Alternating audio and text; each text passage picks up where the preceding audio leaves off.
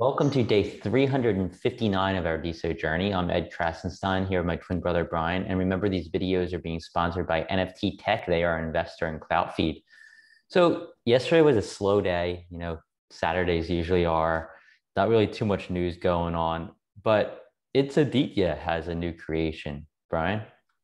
Yeah, so it's yeah, he's always working on something. It seems and coming up with really cool ideas. This new idea, this new project that he's working on, I think this is like exactly what we need as a community. If we want to expand our reach and start attracting people from outside of the DSO community, I think this is exactly what we need. And it is called Mint as NFT.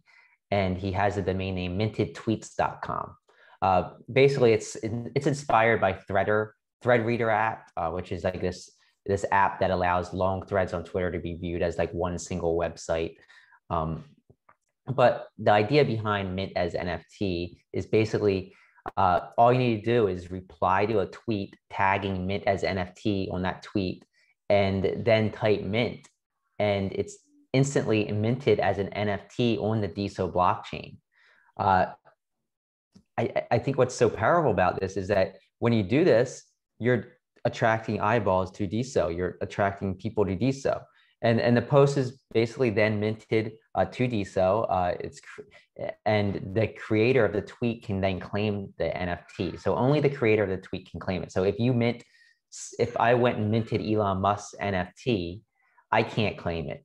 Only Elon can claim it. And the revenue generated through Diamond Tips will be distributed to the tweet creator as well. So that's another really interesting idea there. So like I love these concepts that come up that can actually turn people into Deso. It's basically free minting of NFTs. So even if somebody tried doing this on Ethereum, it's not going to work because it's going to be so expensive for a user to claim their NFT. And most likely these NFTs aren't going to be worth Hey, more than Elon, while you're claiming your tweet, also claim your Deso account. good idea. But yeah, like most likely most of these minted tweets aren't going to be worth the gas fees on Ethereum. So the fact that they're doing it on it's Aditya is doing it on Deso, it's practically free. And when I say practically free, I mean fractions of a penny. I think it really stuff like this has the power to really kind of expand Deso's reach. So way to go. So is it taking the image, a screenshot of the tweet, and making it into an NFT, or what? Do you know?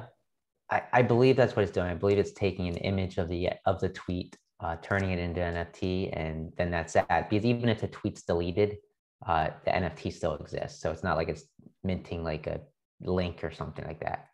Interesting. Yeah, it's a great job by Aditya. I love his innovation. And just so you know, it's not actually active yet, but it's going to be active soon. Like you can't do this yet, I don't believe. But Yeah, it's a work in progress. check it out at the website's mintedtweets.com. Mintedtweets.com. It's really cool. And I'll just point out that the website's not 100% complete. There's some boilerplate templates still that haven't been changed. So don't judge it. I don't know if it's Aditya really. He doesn't want people thinking this is a finished project because it's not. Yeah, so there were two milestones reached on Deso yesterday, two big ones. CloutWomenUnite hit day number 300, and PaulBurke hit day number 365. So CloutWomenUnite, she's been around for like I just said, 300 days. And I remember when she first came on, she had this goal. She wanted to raise awareness about the lack of support that women were receiving on BitClout at the time. Of course, it's Deso now. And she's done such an awesome job. At first things started off slowly, but she has been such a vocal supporter of women on Deso for 300 days now. Yeah, it's crazy how consistent she's been. Like if you go into a clubhouse room, she's there. If you go, she's always around.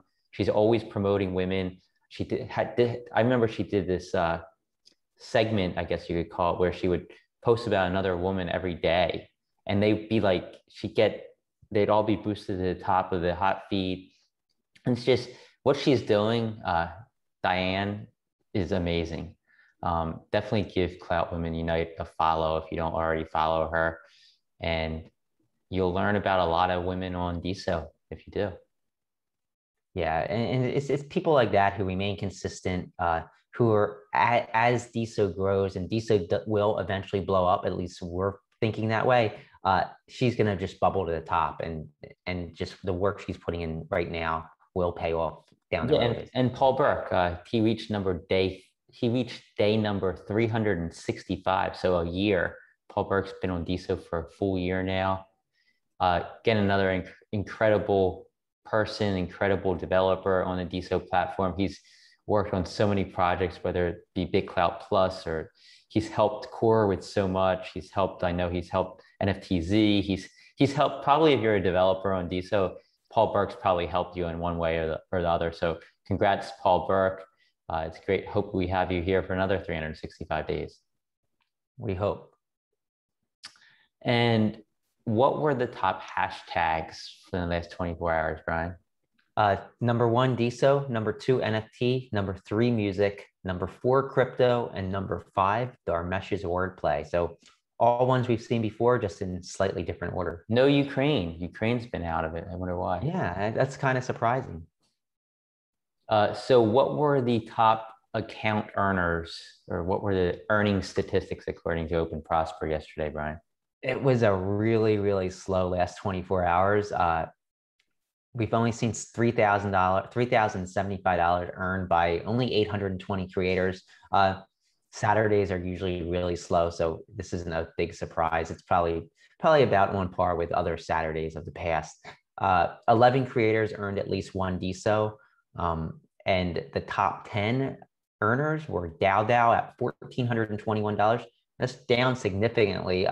I guess some of the buzz for DAO is wearing off, but I think as we hit close to the deadline, which is like 15 days away, I think we'll see some people aping into DAO again. That's my prediction, but we'll see. After DAO, CloutPunk's up there pretty much every day, it seems. And it's just because they have so many awesome NFTs out there that are likely reselling on the secondary market. Plus, I think they're selling some new ones. CloutPunk G, of course, is a hit. They're number two. Sophonius, who is a new core team member, software developer who joined just, I think, about a week ago. He's up there. I'm guessing people are buying his creator coin, maybe giving him some diamonds. Seals is next. Disruptpreneur is after Seals. Both of them are working on this really cool DAO on DAO. And actually Mossified posted about it. We talked about it a little bit yesterday. So they're up there. After Disruptpreneur is Karurin, Scott Sense, High Key, of course, Shade Flowers, and Le Big Mac. Yeah, congratulations to all those people. And, DAO only made $1,421 yesterday. That's definitely down from where it has been. I think things will pick up, like you said, once we get closer to the launch. And then after the launch, we'll probably see DAO coins being sold directly, of course, with a 10% fee. And well, it's the secondary market for DAO coins. That's what I'm looking forward to, because I think that's gonna be interesting. It's gonna be interesting because people are gonna start making money on flipping DAO coins. It's gonna be all sorts of ways to earn, and especially as we see new DAOs come about, that's just gonna add to the excitement. So I can really see DAO really creating a lot of buzz, because it's going to bring the trading environment back that we saw maybe 4 or 5, 6 months ago with creator coins. And when you have that excitement, you have a lot of engagement, a lot of posting. So I think DAO has a lot of potential to bring a lot of that back. Yeah, and I mean, things have been slow on Deso as of late, Brian. Yeah, and I just want to say we've been involved in not only the crypto space for the last, I guess, 10 years or so, but also the e-currency space spanning back close to 20 years. So e-currencies were, I guess, like pre-crypto. They were centralized electronic currencies. Many of them ended up getting shut down because they are centralized they got shut down for facilitating money laundering, since the government could go after somebody who's creating these currencies who then other people are using to launder money. They can go after them for that. So many of these got shut down. But throughout these last 20 years, and not just in the currency space, but within just the tech space, like we've seen so much happen in the tech space online, on the internet, in the internet, world wide web world. usually the way things happen is you had uh, this big spike of excitement around a company or a product or a currency, and everybody goes like bullish, and they're all so excited about this, and then it kind of dives, and it levels off, it slows down, and you could have a year or two where things are just kind of slow, kind of bland. The technology has a bright future, but it got overheated, and people are kind of let down a little bit. But then what happens is it starts gradually going up. And this is the Gartner hype cycle. And the Gartner hype cycle applies to pretty much all major upcoming technologies, Where's whether Stuart Torrens when you need him? This was like I one of know, his right? biggest talking points. Well, yeah, and like whether you're talking about AI or robotics or 3D printing or genetic engineering, all kinds of technologies. Like if you go back to the internet and you go back to, I don't know, I mean social media, like all these technologies, you had this huge spike of excitement, and then down it goes, and this is excitement as well as investment dollars flowing into the technologies, and then it gradually starts going back, and eventually it eclipses that peak from the hype cycle. And that's when you know things are serious. So right now we're in this lull. Of course, we had that hype cycle back in March, April, May, June. And right now it's the builders. People are using this technology, this Deso technology to build. And this is the quiet period. But gradually, I think what you're going to see is we're going to start going up. And I don't mean maybe the price of Deso going up immediately, but I mean the number of users, the number of developers. It's going to start going up. And before you know it, you might not even realize it, but we'll be higher than we were during that hype peak back in the beginning. And at that point, it just keeps going up Of for course, there's no possibly a decade. guarantees of this. It's Right, just right. There's no guarantees. And there's been plenty of these hype cycles that never went back up because the technology, it didn't really work out. And I could say virtual reality maybe like 7 or 8 years ago, that happened. But now virtual reality is moving up. yeah. But So now with the metaverse, I think virtual reality is really going to play a big key role. yeah, so I think my point is like don't get too upset when you're in this lull, because a lull could last a year, it could last 2 or even 3 years, but gradually it starts moving up. And Yeah. if you believe in the technology and you think it has a future, then stand behind it. And I think that's why we're here. That's why we're going to be here for the foreseeable future. Yeah. And I think that's all we have to talk about today. And everybody have a good rest of your weekend. And we'll be back at you tomorrow on Monday.